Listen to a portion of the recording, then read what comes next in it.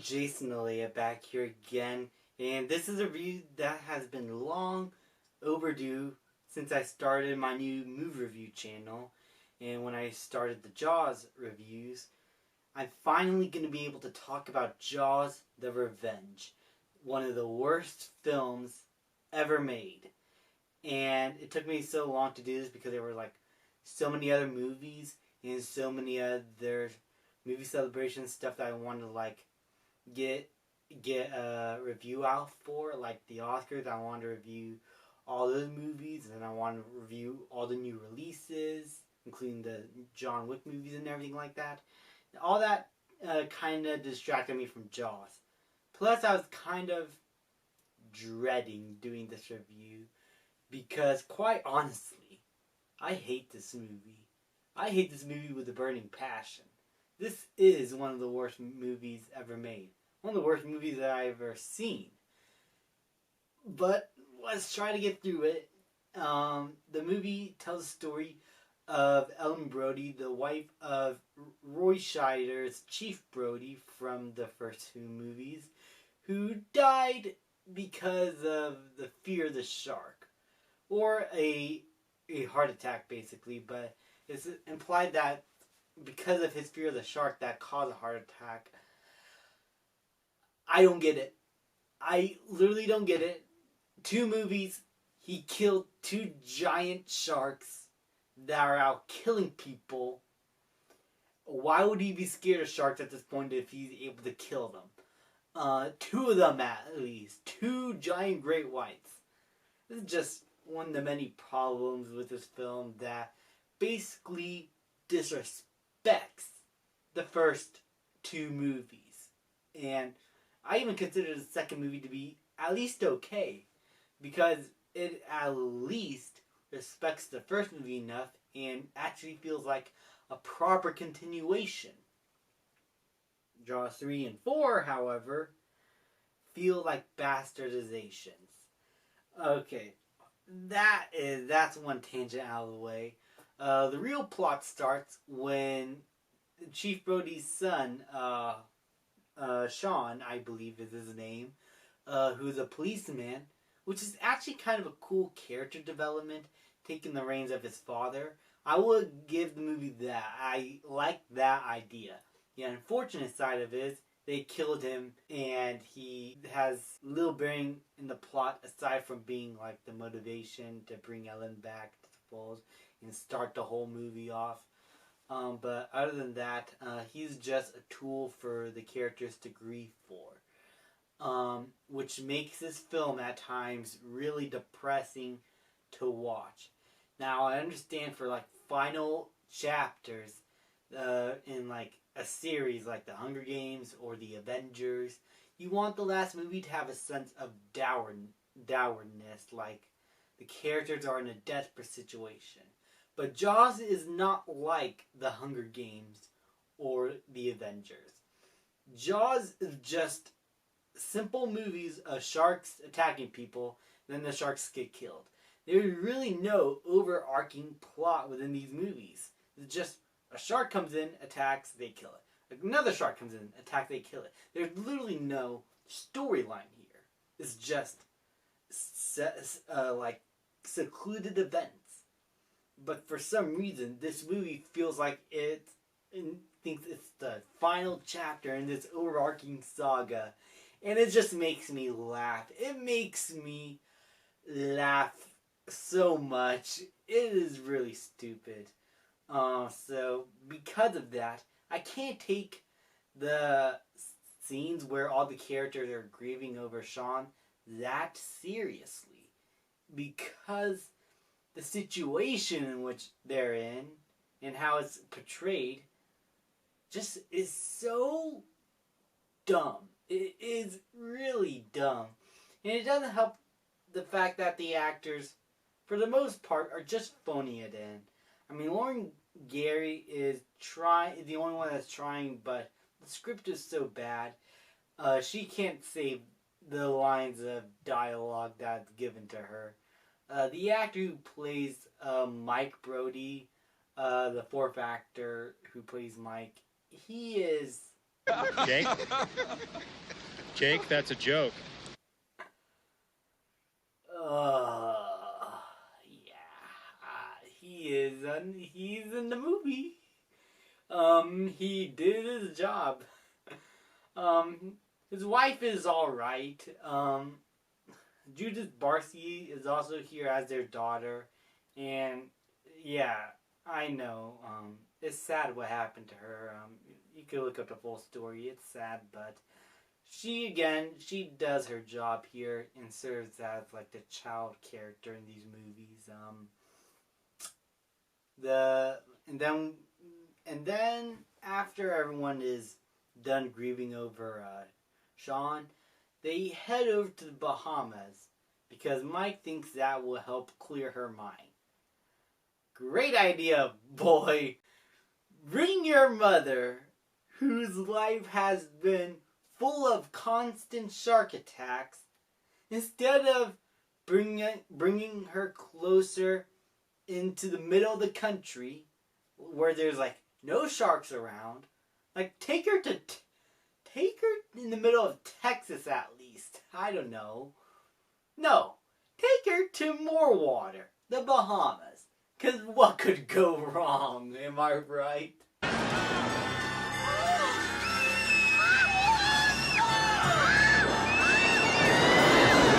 Oh my god, this movie's so dumb. So yeah, after that brilliant idea that Mike had, we then find out that Michael Caine wanted to buy a nice house, and so because of that, he's in this movie. Yeah, he's just here for the paycheck, basically, and you could tell. He at least seems like he's having fun at times, but there's other times when he's with Lori and Gary, where it does feel like he's just there for the paycheck, and he really has nothing to do except give this incredible line of dialogue. Oh, shit!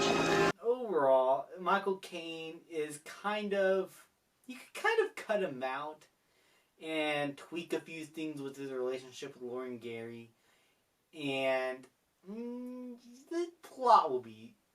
No, I guess the plot wouldn't be kind of the same. I don't know. I'm trying to work with this movie, guys. I really am. So we find out that Mike works with people who are out fishing, and they find out that a great white shark, possibly in terms of movie logic, is the same great white shark that attacked Sean, is attacking their boat. Now, if you think about this for more than 1 second. If this is the same shark that attacked Sean all the way in Amity Island, across New York, or New Jersey, or wherever it is, this fictional island, that means from New York or New Jersey, the shark traveled all the way to the Bahamas, where the Brodies are once again.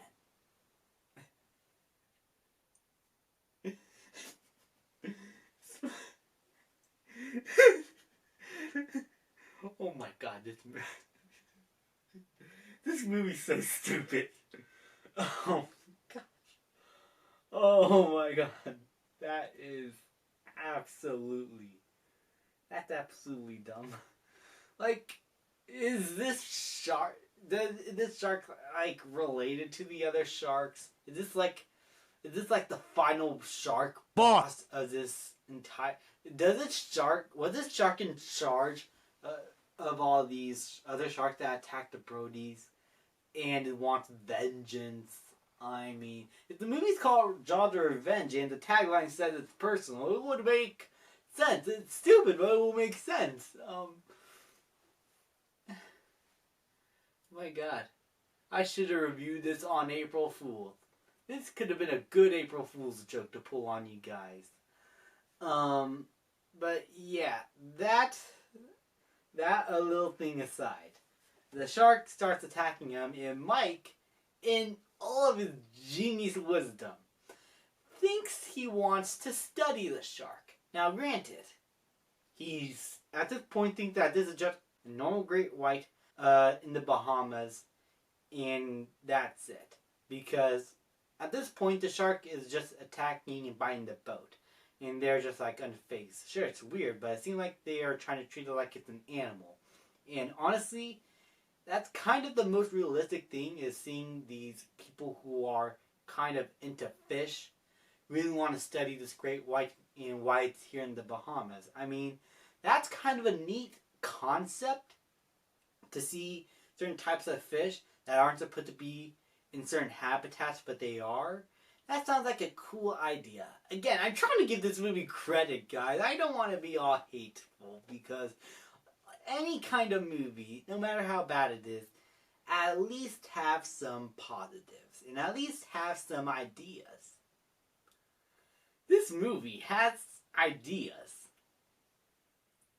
That's all I can give this movie, guys. It has ideas.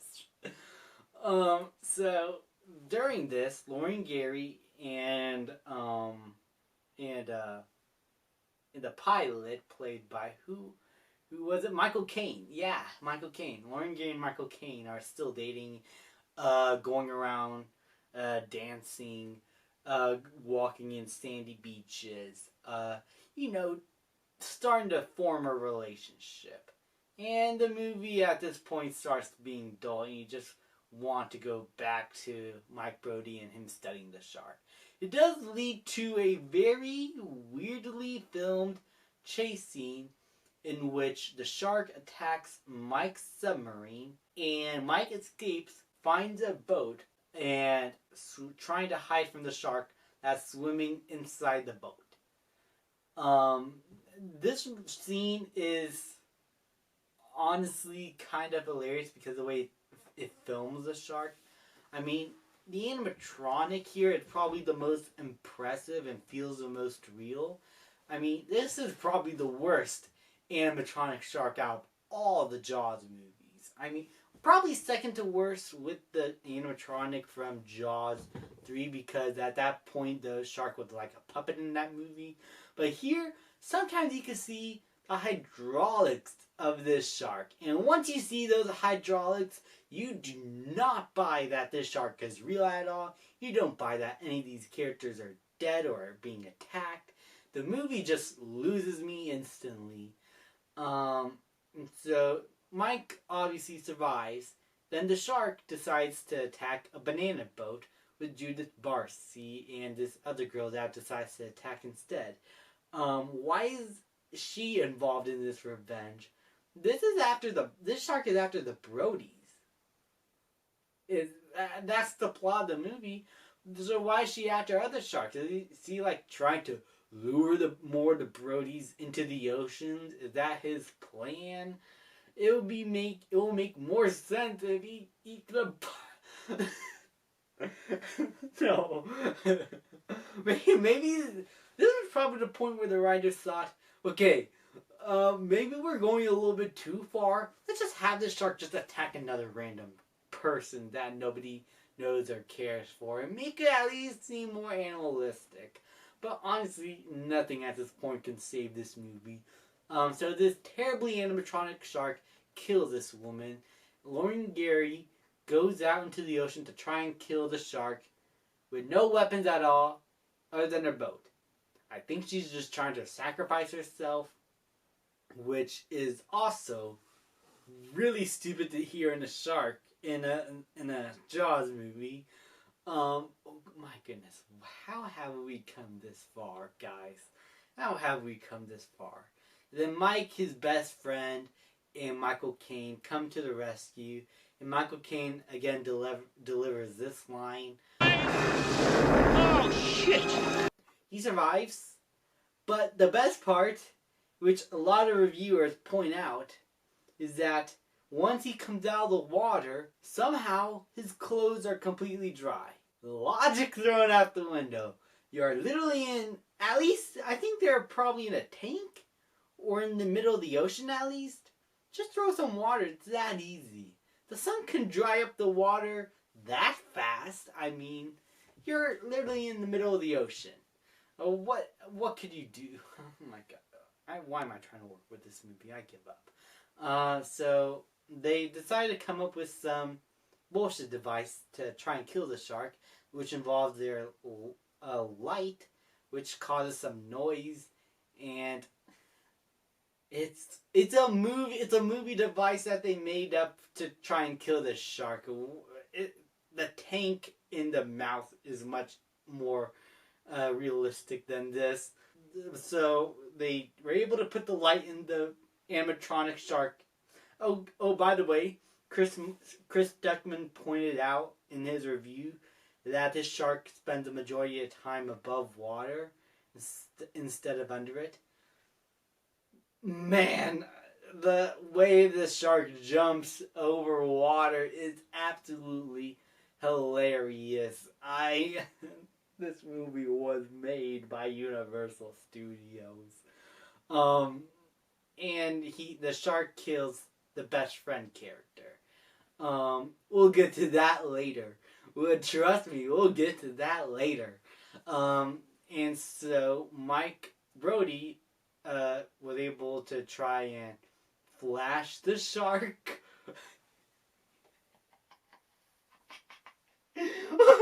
I also want to point out here, I did not mention this while I was recording my review. This shark, this fish, it's a fucking fish. This shark roars. Take that as you will. It is quite possibly one of the most hilarious goddamn things I've ever seen in a motion picture. Back to the review. And Lauren Gary starts having flashbacks to moments where she wasn't there, present, and kills the shark in two ways. There's two ways you could view this movie. Sometimes streaming services or channels will have like an altered version, or maybe it's on the Blu-ray already, where the shark gets impaled by the pier of the boat and bleeds to death. The animatronic is weird, but honestly, that makes sense. That honestly makes sense. At least in comparison to this ending.